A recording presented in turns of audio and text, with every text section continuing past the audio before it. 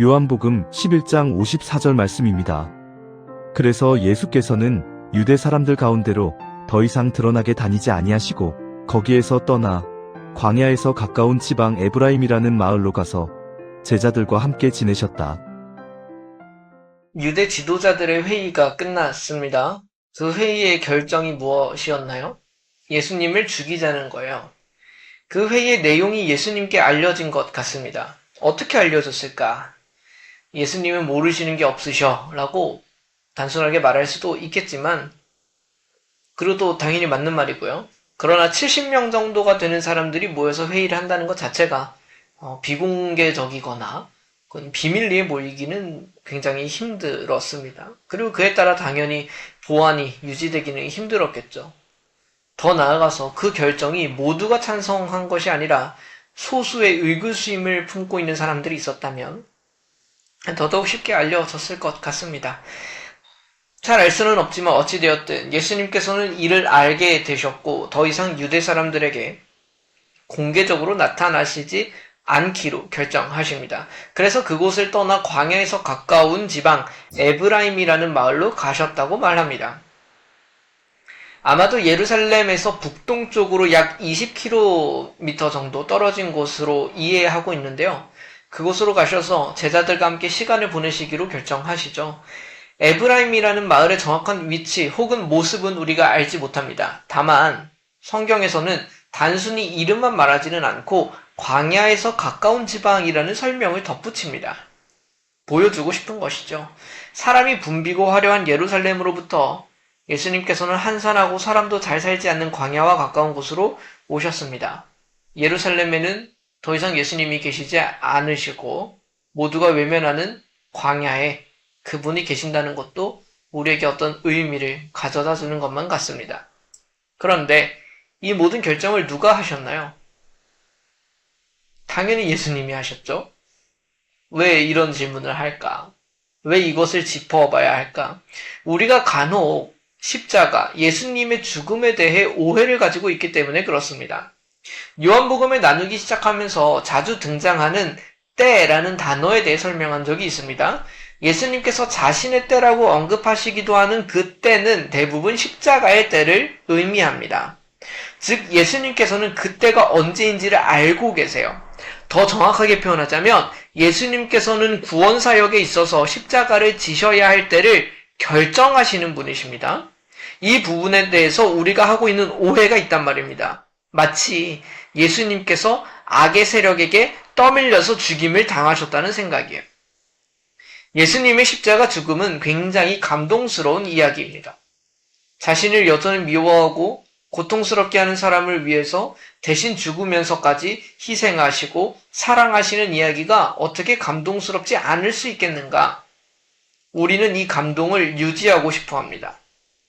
그래서 때로는 예수님을 더 불쌍하게 만드는 거예요. 예수님께서는 어쩔 수 없이 죽임을 당하셨다. 어둠의 세력은 예수님을 짓밟았고 그 폭력 가운데 예수님께서 희생당하셨다. 그 가운데 변절하실 수 있으셨지만 그렇게 하지 않으셨고 끝까지 이 길에 가셨다. 감동스러운 이야기는 될 수 있습니다. 그러나 진실은 아닙니다. 그때는 예수님이 정하셨습니다. 공개적인 사역을 하지 않으심도 예수님이 결정하시는 겁니다. 거기에서 떠나 에브라임으로 가시는 것도 예수님의 결정입니다. 한적하면서도 언제든지 아버지께서 정하신 때에 예루살렘으로 올라가실 수 있는 가까운 곳에 머무시기를 결정하신 것, 이 모든 것이 예수님이십니다. 예수님은 무력한 피해자가 아닙니다. 예수님께서는 어쩔 수 없이 끌려가시는 분이 아니십니다. 스스로 결정하고 가시는 거예요. 예수님의 십자가는 예수님의 주권으로 이루어진 위대한 죽음입니다. 앞에서 본 선한 목자의 말씀이 이미 우리에게 이 사실을 알려줬어요. 10장 18절입니다. 아무도 내게서 내 목숨을 빼앗아가지 못한다. 나는 스스로 원해서 내 목숨을 버린다. 나는 목숨을 버릴 권세도 있고 다시 얻을 권세도 있다. 이것은 내가 아버지께로부터 받은 명령이다. 어제 우리가 함께 말씀을 나누었습니다. 하나님께서는 악마저 선으로 바꾸실 수 있으십니다. 이 절정이 바로 십자가입니다. 그 악이 정말 하나님의 통제에서 벗어난 것 같습니까? 절대 그럴 수 없습니다. 그것마저 아시고 가는 길입니다. 사탄이 이 모든 일을 움직여서 결국 예수님을 죽게 하는 것 같습니까? 겉으로는 그렇게 보일 수 있습니다. 그러나 그 위에서 예수님께서는 다 알고 보고 계시며 무엇보다 결정하고 계십니다. 결국 주권은 주님께 있습니다. 모든 일의 주권이 주님께 있습니다. 악이 선으로 바뀔 수 있음이 믿어지지 않습니까? 지나고 있는 어둠의 통로가 너무 긴 것만 같습니까?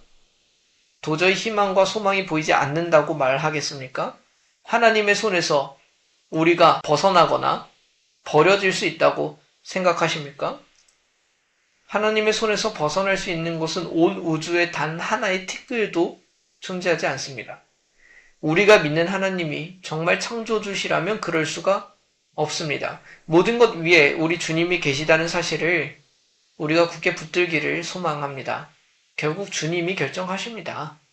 악과 어둠 속에 내버려 두시는 것이 아니고요. 악과 어둠이 결정하면 주님이 어쩔 수 없이 딸려가는 것도 아닙니다. 결국 주님이 결정하십니다. 그리고 그 주님의 결정은 공의로우시며 선하십니다. 우리의 삶에는 결국 그 주님으로 인한 공의와 선함이 기다릴 것입니다. 잠시 함께 기도합시다. 하나님 아버지, 오늘 말씀을 통하여 우리가 주님을 향한 믿음을 다시 한번 바로잡기를 소망합니다. 예수님의 이야기를 어떤 하나의 불쌍한 이야기로 치환하지 않게 하시고 주님께서 그의 주권으로 결정하신 위대한 죽음으로 받아들이게 하여 주십시오. 하나님께서는 악과 어둠에 떠밀려서 결정하시는 분이 아니시라 그 모든 것 위에서 최종적으로 승인하시고 이끄시는 분이십니다. 우리의 삶 속에 그 하나님의 주권이 확실하게 서게 하여 주시옵소서. 모든 것을 결정하시고 인도하시는 하나님을 향한 믿음으로 나아가게 하여 주시옵소서. 우리의 눈에 악이 득세하는 것 같고 하나님의 손에서 벗어난 일들이 일어나는 것만 같아도 말씀에서 가르치시는 것처럼 결코 그렇지 않음을 우리가 인식하고 믿게 되기를 소망합니다. 우리의 삶 속에서도 그 하나님의 주권이 임하게 하여 주옵시고 그 주권을 보이지 않아도 믿고 따를 수 있는 그 우리의 마음도 허락하여 주시옵소서.